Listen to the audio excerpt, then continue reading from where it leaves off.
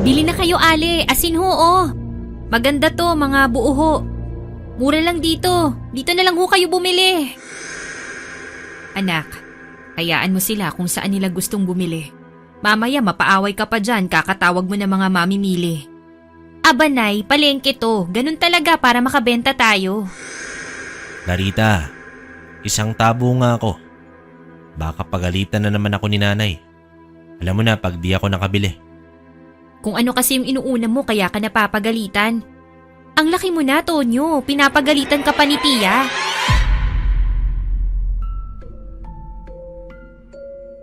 Ganon parati ang ikot ng buhay namin ni Nanay. Magmula kasi nang nasangkot sa isang gulo si Itay, ay kami na lang ni Nanay ang magkatuwang. May nag-iisa akong tiya pero madalang naman naming makita kasi may sakit. At yun nga ang nanay ni Tonyo. Kasama nga rin pala namin si Lolo Domeng, tatay ni Nanay. Mabait din siya at palabiro. Dito kami sa Negros nakatira. Pero wag ko na lang sabihin yung lugar, alam nyo na. Maraming haka-haka dito na may mga nakikita raw kada gabi. Pero gaya ko, isa din ako sa mga hindi naniniwala. Ang tanda ko na kaya sa mga kwentong barbero na yan. Larita, mamaya sumama ka sa bahay ha. Kaarawan ni nanay eh. Dumaan kayo ni Chang ha. Naku Tonyo, titignan ko pa ha. Mag-isa lang kasi si Lolo sa bahay eh. Alam mo naman yun. Aayain ko din si Inay. Yayain mo na nga pati si Lolo Doming. Alam nyo naman na may sakit si Inay. Matutuwa yon pag nakita kayo. Titignan lang namin ha, pero hindi kami mangangako. Sige na at magliligpit na kami. Sige ho Chang, aasahan ko kayo ha. Mauna na rin ho ako. Nagligpit na kami ni Inay para makapagpahinga naman ng konti. Araw-araw na kaming nagtitinda. Aba, nakakapagod din yun ha. Biruin nyo yun, walang pahinga tapos gawaing bahay pa. Kaya di ko naisipan na magnobyo. Sakit lang yun sa ulo. Habang ipinapasok namin ni Inay ang isang planggana ng asin, ay bigla na lang na bumagsak ito sa lupa dahil sa kagagawa ng dalawang lalaki na mukhang belekoy ang muka. Langya naman oh! Hoy, mga pangit! Tingnan nyo yung ginawa nyo sa tinda namin! Anak, hayaan mo na. Sige na, dakutin na lang natin to. Huwag ka na makipag-away dyan. Ay, hindi pwede yun, Nay. Hoy kayo, bayaran nyo tong mga asin na tinapon nyo, ha? Bakit ko naman yun gagawin, ha? Kami pa ngang dapat mong bigyan. Dahil ang tagal nyo nang hindi naglalagay. Hoy! Lalaking isang mangkok ang ilong. Wala kaming obligasyon sa'yo at sa mga pangit na kasama mo. Bayaran mo tong mga asin, 500 piso. Natawa lang yung dalawang lalaki, habang si Nanay naman pinupulot na yung mga asin na nasa lupa.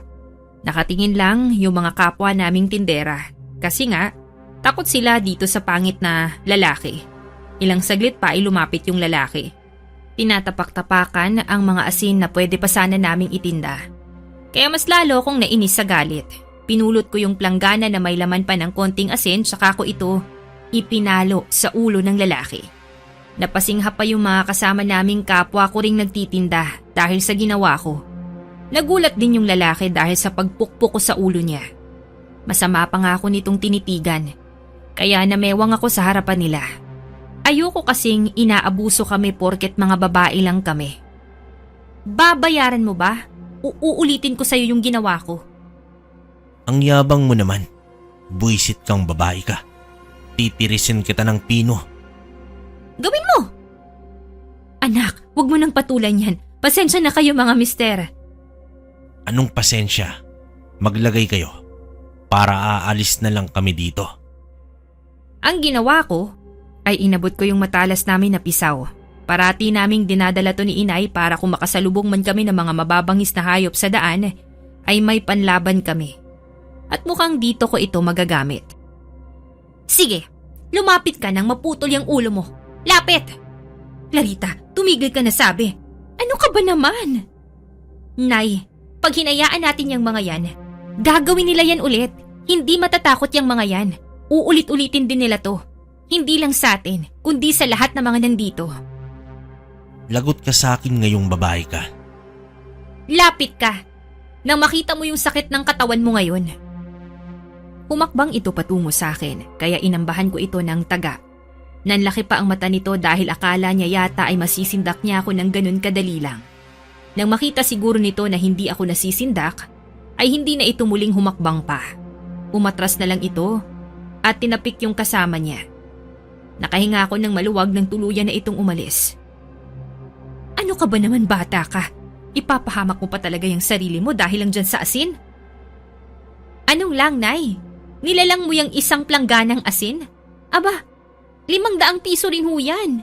Mahirap kitain sa mga gaya natin na salat sa buhay ang ganyang halaga. Ang ibig kong sabihin, mas mahalaga yung kaligtasan mo kesa dyan sa asin na yan. Kaya ko naman ho yung sarili ko, Nay. Tingnan nyo, hindi na uulit yung mga yon na manggulo kasi may umangal na sa kanila. Sige na ho, tapusin na natin to para makauwi na tayo. Mabilis lang naming nawali sa mga asin na natapon sa lupa. Nakakapanghinayang lang dahil nalugi kami agad. Nakukusaw na nga, natapon pa. Daladala ko yung isang balde at si inay naman ay ang nasirang planggana. Nasabewang ko naman ay nakasuksok ang pisaw ni Lolo Doming. Matalas kaso ito. Ilang sandali pa ay nakauwi na rin kami. Nagmano ko kay Lolo. Marahil nagtaka siya dahil dala ni inay ang isang planggana. Abay, bakit tahimik tayong mag-ina? Matumal ba ang benta ng asin? Bukod po dun, Lo, may mga walang hiya po na tinapon yung isang planggana naming asin. Ha? Abat bakit namang ginawa yon? Ano, binayaran naman ba yung natapon? Hindi nga po, Lo. Muntik na ako makipag-away. Naku tay, yung apo nyo, sobrang tapang. Abay mapapahamak. Ang laki ng lalaki kanina hinahamon ng away. Natawa si Lolo sa sumbong ni Nanay. Alam ko naman na hindi ako pagagalitan ni Lolo kasi kilala niya ako na hindi ako lalaban kung hindi kami argabyado. Natawa pa ho kayo imbis na pagsabihan yan. Kaya po ganyan yung apo nyo kasi kinukonsinti nyo rin. Nay, tama ho yung ginawa ko, walang mali doon. Ang mali yung matakot ka sa mga abusado na kagaya ng mga yon. Lalo ka lang nilang tatakutin. Tama naman si Clarita, anak. Mas mainam na lumaban para alam nila na hindi ka natatakot o nasisindak. Naku, ewan ko sa inyong dalawa. Hindi na tayo aalis, Clarita, ha? Baka mamaya tambangan pa tayo ng mga yun sa daan. May lakad pa ba kayo? Dumito na lang kayo at malapit ng dumilim. Alam nyo ba yung bali-balita sa bayan? May mga aswang daw sa ibayo. Natigilan ako sa inaayos nang marinig ko na naman yun kay Lolo. Naupo ako sa gilid at natawa pang inulit ang sinabi nito sa amin ni Nanay. Tinignan ko si Lolo pero walang bakas sa mukha nito na nagbibirusa. Lo, totoo po ba yun? Hindi ba't mga kwentong barbero lang naman yun? Tsaka wala pa naman pong napapatunayan na may aswang nga. Bakit, Clarita? Ano bang gusto mo ang makain ka muna bago ka maniwala? Si Lolo talaga. Ang ibig ko pong sabihin, wala pa namang napapabalita na may nabiktima yung mga aswang. Kung totoo nga po na may aswang, nasan sila? Imposibleng hindi rin sila nagugutom. Ay nako, Clarita. Ang dami mo talagang dahilan. Pag ayaw mong maniwala, no? Pag ikaw nakatagpo ng aswang, ewan ko na lang sa yung bata ka. Dito na lang tayo, Clarita. Mas mainam na yung sigurado. Nagkibit balikat na lang ako dahil doon. Hindi naman ako mananalo kay Lolo Doming at Nanay. Nagluto na si Inay ng hapunan. Gulay parati. Kaya siguro ako naghihina. Biro lang. Ilang oras lang ay naghahapunan na kami nang biglang may mabahong amoy na umalingasaw. Napahinti tuloy ang pagsubo ko ng kanin. Ako lang ba ang nakakaamoy ng mabaho na yon, Annabel Apo? Naamoy ko nga po, Lo. Kayo, Nay, may naamoy po kayo? Kanina pa, bago tayo kumain. Baka kako bulok lang na hayop sa labas. Grabe namang bulok yan. Amoy na amoy dito sa loob ng bahay natin. Sandali lang ho ha, sisilipin ko lang po sa bintana. Parang ang lapit lang kasi nung amoy eh. Tumayo ako at sumilip sa bintana namin na nakasarado na. Pag-angat ko dito ay halos mapaupo ako sa sahig. Pero hindi ako nakasigaw. Pakiramdam ko ay namalikmata ako sa nilalang na nasa labas. Ang laking baboy ramo na kulay itim na namumula yung mata. Nagtaka pa ako sa ngipin nito dahil sobrang haba na matulis pa. Oh, Apo, bakit nakaupo ka dyan? Clarita, nabingi ka na ba? Lo, may malaking baboy po sa labas. Tignan niyo, dali na. Anong nakita mo, Clarita? Tumayo ka na dyan, bilisan mo. May baboy sa labas, Nay. Ang laki po, tapos bakit ganun yung itsura niya? Ano ba ang itsura, Clarita? Parang baboy lang takot na takot ka na. Sumilip si Lolo at ganun din ang naging reaksyon nito. Parang nagulat din siya sa nakita sabay tingin sa akin. Kaya ang ginawa ni Lolo ay pumasok ito pabalik sa kusina tsaka kumuha ng asin at tuloy-tuloy na isinaboy sa baboy na nakita naming pareho. Narinig ko pa na tila sumigaw ito at doon ako napaisip na bakit ito nasaktan sa asin. Malamang ay aswang ito. Lo, lalabas po ko para makasigurado ko na aswang nga yan. Malamang nga, Apo. Sandali, dalhin mo itong tabak. Nasa likod mo lang ako. Anak, mag-iingat ka ha? Baka nga aswang yan. Yun nga po yung gusto kong mapatunayan, Nay. Kung totoo bang dapat tayong mag-ingat dito. Sigurado ako, Apo. Hindi pangkaraniwang baboy ramo yan. Ang laki kung tutuusin. Basta, Apo, mag-ingat ka. Tumango ako kay Lolo tsaka maingat kong binuksan ang pinto. At nakita ko ito ng malapitan. Mas malaki nga ito kumpara sa ibang baboy ramo. May mga makakapalitong balahibo sa batok mula sa likod. Parang nasugatan pa ang mukha nito dahil sa sinaboy na asin ni Lolo dito. Ilang sandali pa ay bigla itong lumuhod at naging anyong tao. Kaya nagulat ako sa biglaang pagbabago ng wangis ng naturang baboy ramo. Lo! Nay! Aswang nga po! Ha? Pasok ka na dito, Apo. Bilisan mo. Anak, bumalik ka na dito! Nay! Lo! Pahinging asin! Bilisan niyo po! Ano bang gagawin mo, Clarita? Halika na! Wala kang laban dyan! Kahit na nakaramdam ako ng takot dahil ito ang unang beses na makakita ko ng aswang at talaga namang nakakatakot ito. Biglang nagpalit ng anyo ang isang baboy ramo bilang isang tao. Nang makakuha ako ng isang dakot na asin, ay hindi ko na hinintay pa na matapos ito. Basta ko na lamang isinaboy dito ang asin, tsaka ito nagpagulong-gulong sa lupa na tiyak kong nasaktan siya. Tinawag pa ako nila nanay kaya kumaripas din ako agad ng takbo, sabay sarado ng pinto. Hinarangan namin ito ng mga upuan. Nagbudbud kami ng asin sa mga bintana para hindi ito makalapit. Dinig pa namin ang atungal nito. Nakakabingi na nakakatakot kaya nagtakip ng tenga si inay habang nagdadasal ng paulit-ulit para sa kaligtasan namin. Ano, Apo? Naniniwala ka na? Tiyak ko na marami pa ang mga ganyan. Baboy ramo na naging tao. Anong klaseng aswang po yun, Lo? Alam nyo rin? Bakit inaalam mo pa, anak? Basta aswang siya, wala namang pagkakaiba yun. Meron, Annabel. Maraming uri ang mga aswang at may iba't ibang kalakasan at kahinaan rin sila. Anong uri po ang nasa labas, Lo? Ang laking baboy ramo nun. Sumilip si Lolo sa bintana dahil biglang tumigil ang pagsigaw nito. Biglang tumahimik at nawala ang mabahong amoy. Muli kong tinanong si Lolo dahil wala na raw doon yung lalaking aswang. Kung hindi ako nagkakamali, ay isang uri yon ng harimodon. Isang aswang na lalaki. Makapangyarihan at nagluluwa ng itim na perlas para isalin ang lahi nila at maging gaya nilang aswang. Nakakatakot pala yan, Lo. Bukod po doon, ano po silang klase? Bakit ba ang dami mong tanong, Clarita? Magpapakabayani ka ba dito? Hindi naman ho, Nay. Para lang alam natin kung sakaling bumalik man sila, wag naman sana. May punto naman ang anak mo, Annabel. Mabuti na yung maghanda tayo para kung sakaling umaligid sila, alam na natin ang gagawin.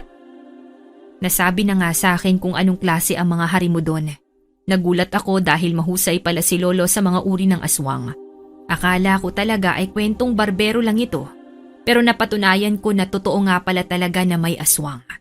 2 araw ang lumipas mula nang makita ko ang aswang sa bakuran namin pero hindi na yun nasundan pa. Nagpatuloy na rin kami sa pagtitinda.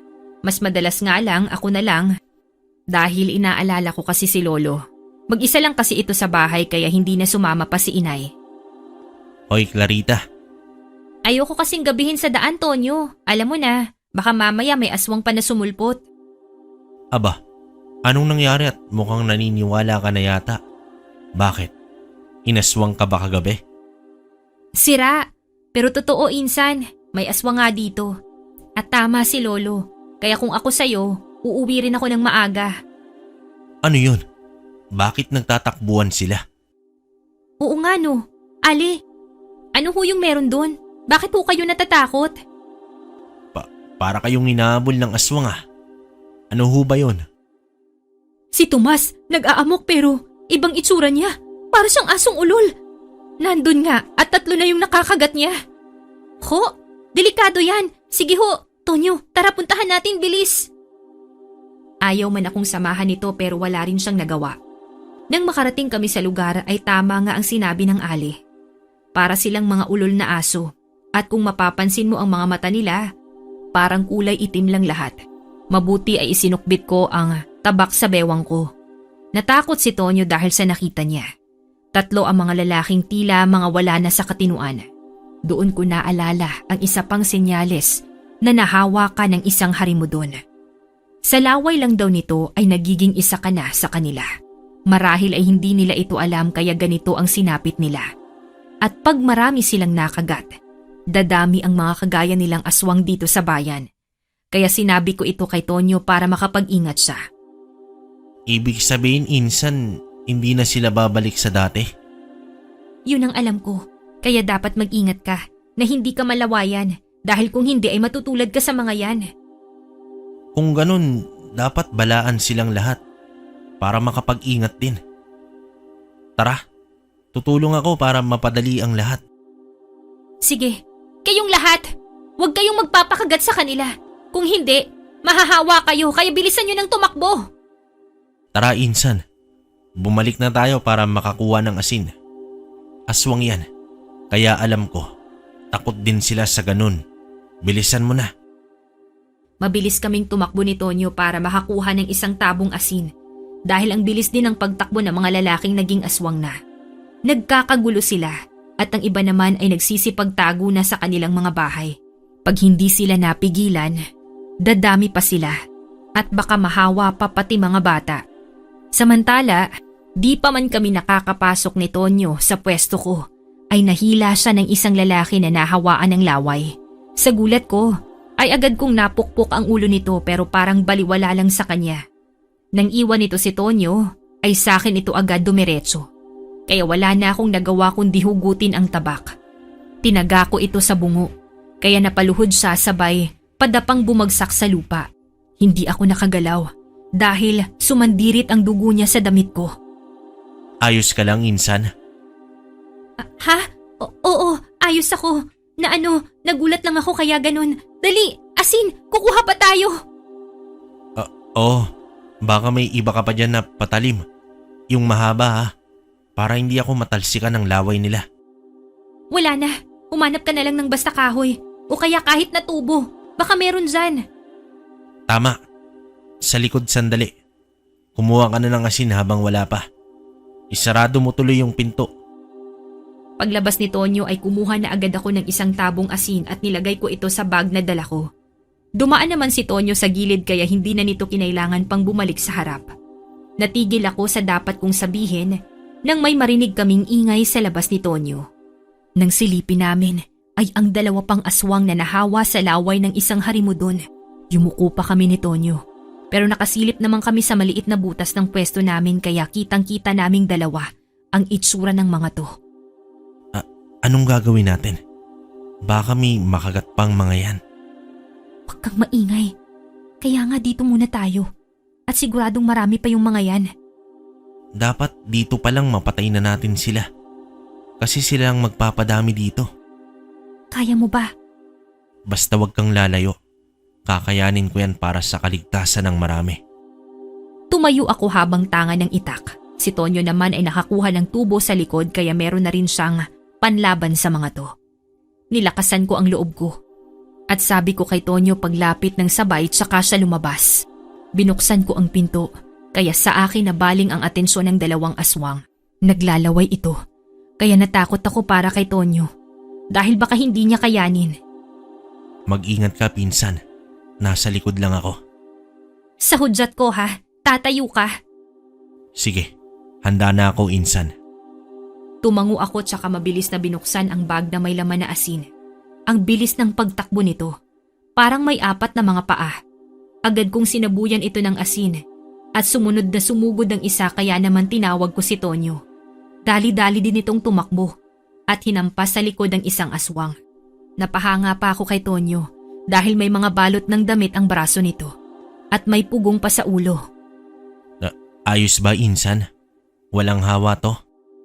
Ayos ah, magaling. Basta ingat pa rin. Ako pa ba? Kaya yan. Basta tulungan tayo. Masaya to. Galingan natin. Hindi to laro ha. Walang tigil ang pagsasaboy ko ng asin sa isang lalaki habang si Tonyo naman ay umiilag para sa kaligtasan. Nang maubos ang asin sa bag kong dala ay ginamit ko na ang tabak tsaka ako nakipagsabayan dito. Paglampas nito sa akin ay hiniwa ko ito sa likod. Napasigaw ito at mabilis na pumihit pabalik sa akin. Dumamba ito, kaya sa bibig ko siya muling pinatamaan. Sunod ay pinagtulungan namin ni Tonyo ang kanyang katunggali. Isang hampas sa ulo nito at isang hiwa sa mukha ang ginawa naming magpinsan.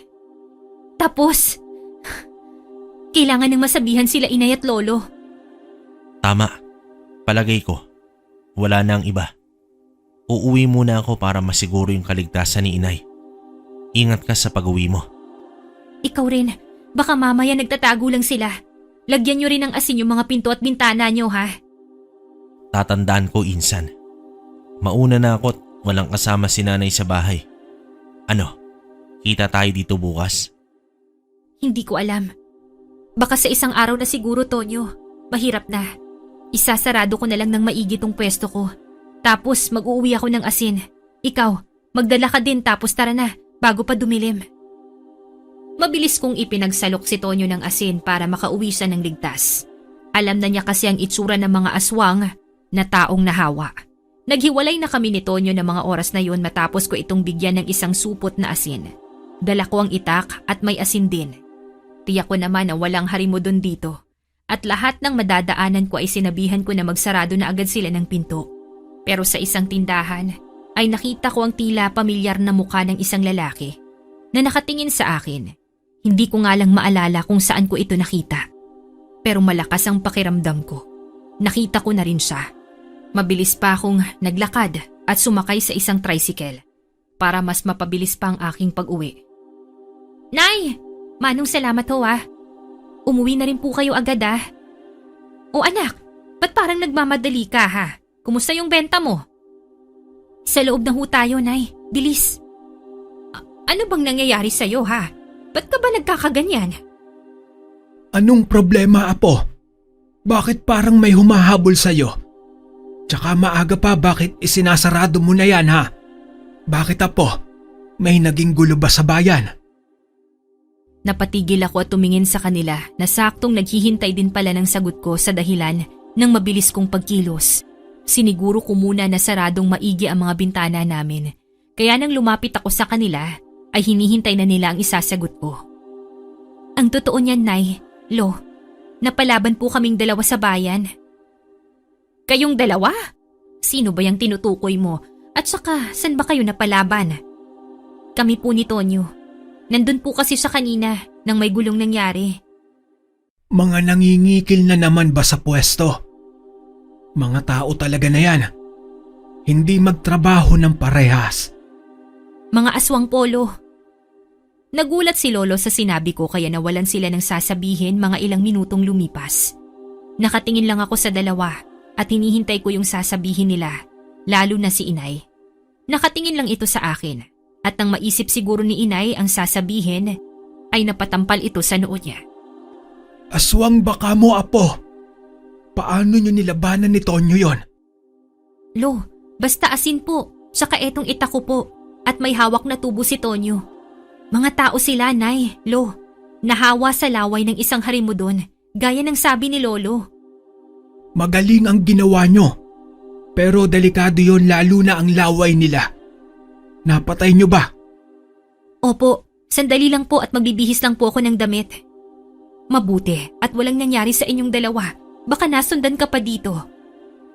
Mabilis na kumagat ang dilim kaya maaga rin kaming naghapunan. Matapos nun ay may hawak na goma at isang posporo si Lolo. Nagtaka pa ako kung para saan yun. Lo, lalabas pa po ba kayo? 6:00 na po ng gabi. Oo, Clarita, Apo. Magpapausok lang muna ako para hindi makalapit ang mga aswang kung magpakita sila. Talaga po? Takot sila sa goma? Oo, totoo yun. Sige na, Tay. Dalian nyo na po dahil magdidilim na. Oo, Annabel anak. Sandali lang ako. Huwag na kayong lumabas. Pero hindi pa man nakakalabas si Lolo ay isang alulong ang narinig namin kaya natakot si Inay. Agad niyang hinabol si Lolo para pigilan sa braso. Kaya tumigil naman ito sa paglakad. Nakakatakot ang tunog nito na tila ba malapit lang yung gumagawa nito. Nagpunta ako sa kusina para magdikdik din ng bawang. Si Inay naman ay pumunta din sa akin at kumuha naman siya ng garapon na may laman na asin. Habang si Lolo ay nasa tapat ng pinto, nakatayo doon at nagbabantay.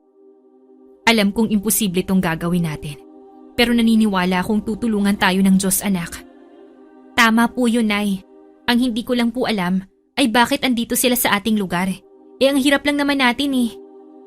Dahil naniniwala sila na mahihina lang ang mga tao. At dahil nga nakapatay ka na ng salinlahi, ay baka naisip nila na isa kang banta, Apo. Ho? Naku, ginawa ko lang naman po yung dapat dahil kung hindi, pamumugaran tayo ng mga aswang dahil sa laway nila. Patapos na kami ni Inay nang biglang lumakas ang hangin sa labas at parang may kung anong bagay sa ibabaw ng bubungan namin.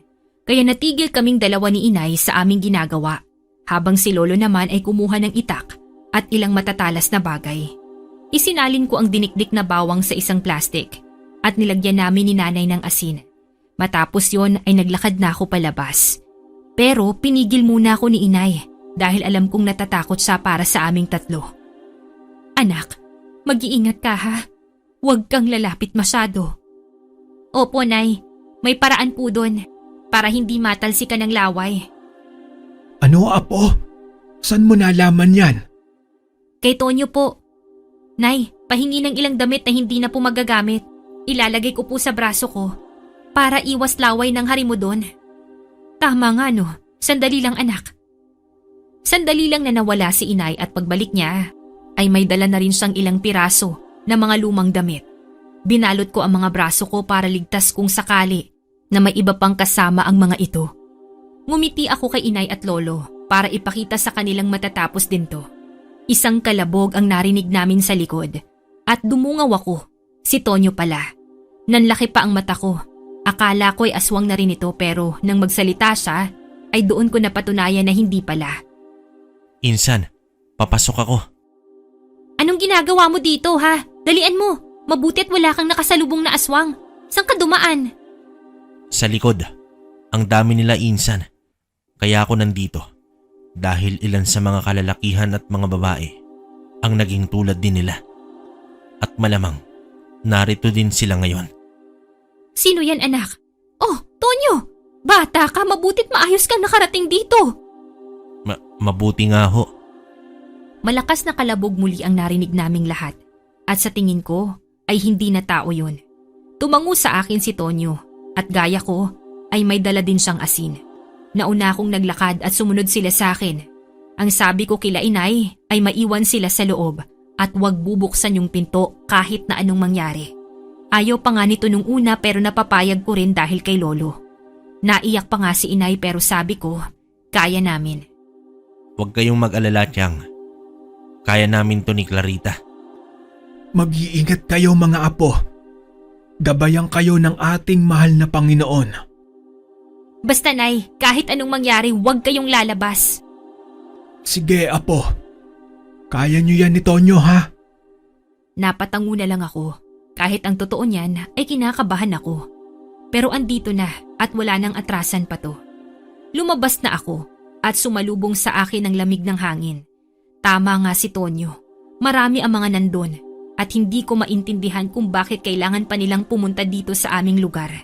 Tinignan ko si Tonyo at mukhang handa na rin siya. 3 agad ang nagtatakbo na ubod ng bilis. Kahit na madilim ay kitang-kita ko ang laway nila na nagtatalsikan. Sinaboy ko agad ang ginawa namin ni inay na pinaghalong asin at bawang, kaya halos malapnos ang mga mukha nila. At yun ang hudyat para sumugod din ako. Gamit ang itak ay wala na rin akong sinayang pang oras. Mga pamilyar ang mukha nila. Pero mas mabuting mawawala na sila dahil sila ang banta para sa pagdami ng mga aswang. Ganon din si Tonyo. May dala rin siyang tabak kaya agad naming napatay ang 3 aswang na lalaki. May mga babae nga at sumugod ngayon ang isa pa sa akin. Mas mabilis ang kilos at galaw nito pero mas mabilis ang asin at bawang ko sa kanya. Nang makalapit ito, agad kong hinampas ang mukha sabay saboy muli ng asin at bawang.